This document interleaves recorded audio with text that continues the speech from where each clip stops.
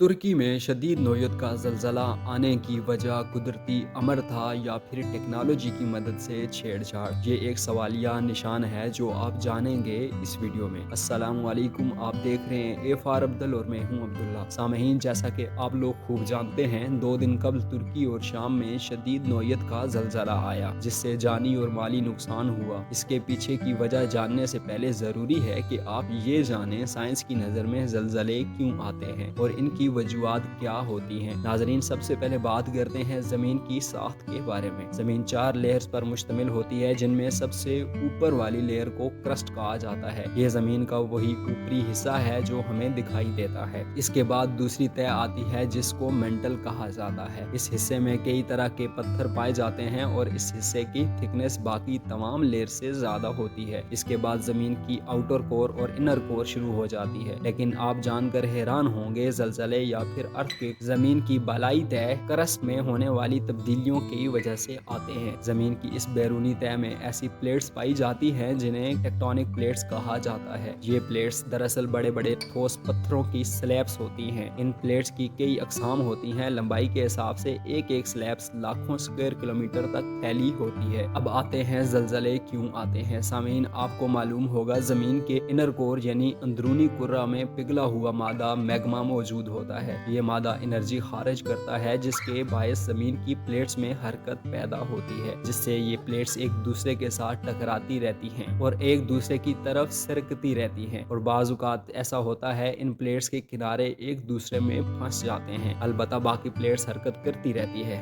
लेकिन इन प्लेट्स के किनारे एक दूसरे के साथ अटके रहते हैं। इसलिए मैग्मा से बनने वाली एनर्जी जमा होती रहती है। लेकिन एक वक्त ऐसा आता है, प्लेट्स की हरकत इतनी हो जाती है कि प्लेट्स के किनारे एक दूसरे से अलग हो जाते हैं, जिसके नतीजे में स्टोर होने वाली एनर्जी एकदम खारिज होती है। इस एनर्जी के अखराज के नतीजे में अर्थक्वेक वेव ज़लज़ले की लहरें पैदा होती हैं, जिससे ज़मीन हिलकर रह जाती है और हम कहते हैं ज़लज़ला हो रहा है। अब आते हैं हालिया दिनों तुर्की में होने वाला ज़लज़ला क्या कुदरती अमर था या फिर टेक्नोलॉजी के साथ छेड़छाड़, जिसके नतीजे में लाखों लोगों का जानी और माली नुकसान हुआ। हालैंड के एक साइंसदान ने तुर्की में आने वाले ज़लज़ले की पेशन गोई इसके आने से सिर्फ 3 दिन पहले की थी। शमसी निज़ाम में ज्योमेट्री सर्वे के फ्रैंक उगर बेट्स नामी एक साइंसदान ने 3 दिन पहले ट्विटर पर एक खबर जारी की कि तुर्की में जल्द या बदेर एक जबरदस्त ज़लज़ला आएगा। इनकी ये पेशन गोई पीर को सच साबित हुई जब तुर्की और शाम में 7.8 शिद्दत के ज़लज़ले ने तबाही मचाई, जिसकी वजह से खित्ते में 1300 से ज़ायद अफराद हलाक हुए। पीर की सपैर हालात मजीद खराब हो गए जब एक और बड़े पैमाने पर 7.7 शिद्दत के ज़लज़ले ने मशरक़ वस्ता के मुल्क को मुतासिर किया और इसे 80 सालों में मुल्क की सबसे बड़ी कुदरती आफत में से एक बना दिया। लेकिन यहाँ सवाल पैदा होता है, क्या ज़लज़लों की पेशन गोई की जा सकती है? ज़मीन पर हर रोज़ ज़लज़ले आते हैं, मगर इनमें शदीद नौयत के ज़लज़ले जिनसे इंसानी आबादी को नुकसान पहुँचे सालों के दौरानिये से आते हैं। मगर क्या हम किसी बड़े ज़लज़ले के बारे में बर वक्त मालूम कर सकते हैं? इसका सादा सा जवाब है जी नहीं। हम ये जानते हैं कि आज तुर्की में आने वाले ज़लज़ले के बारे में चंद रोज़ कबल नीदरलैंड के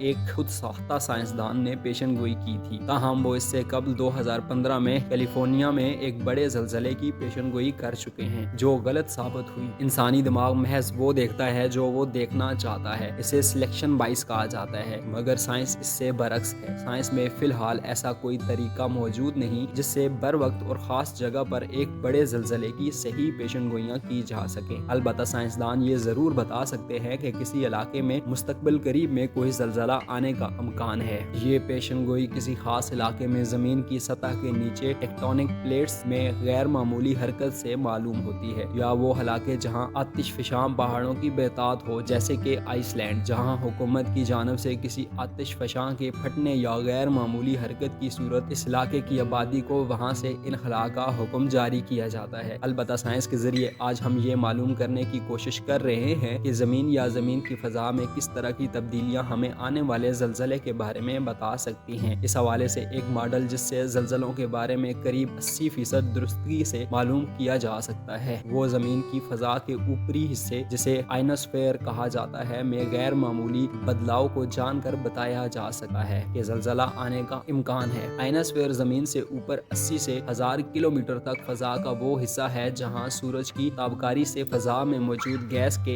एटमों में से इलेक्ट्रॉन्स अलग हो जाते हैं। आयनोस्फीयर में ये बदलाव किसी बड़े ज़लज़ले के आने से 5 दिन कबल से लेकर 30 दिन बाद तक हो सकता है। ये बदलाव ज़मीन की सतह में बदलाव, इसकी मकनातीसियत में फ़र्क, इसमें मौजूद ताबकारी अनासर में बदलाव और दीगर अहम अवामिल से आता है जो ज़मीन के अंदर हो रहे होते हैं। इस हवाले से साइंसदान माजी में इस डेटा को देखते हैं कि जिसमें बड़े ज़लज़ले आने से कबल फ़ज़ा में इस तय में क्या तब्दीलियाँ रोनमा हुई हों, और अगर इस तरह की तब्दीलियाँ दोबारा रोनमा हों तो ज़लज़ला आने के क्या अमकान हैं। ये तमाम एक शुमारियाती मॉडल में गट्ठे किए जाते हैं और इससे देखा जाता है कि कब ज़लज़ला आने का अमकान ज़्यादा है। अलबत्ता ये सब माहिरीन की स्वाबदीद पर मुनहसर होता है। मुस्तकबिल में ये आर्टिफिशियल इंटेलिजेंस के ज़रिए किया जाने पर तहकीक जारी है जो बेहतर तौर पर ज़लज़लों की पेशनगोइयाँ कर सकेगी।